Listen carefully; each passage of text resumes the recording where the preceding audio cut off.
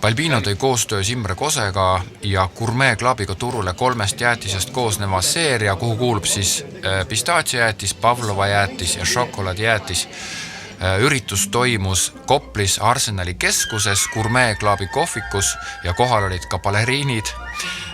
Jäätiste presenteerimine käis niimoodi, et enne iga jäätist siis baleriinid tantsisid pähklipureja järgi ühe tantsu.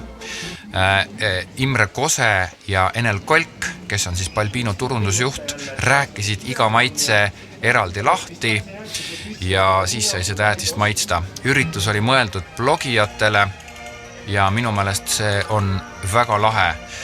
Sellepärast, et Balbino nägi vaeva ja panustas sellesse, et iga Gourmet jäätise seeria jäätis korralikult lahti seletada ja eraldi ära maitsta, et sellist degusteerimist mina varem näinud ei ole. Aitäh, Balbino ja Imre Kose!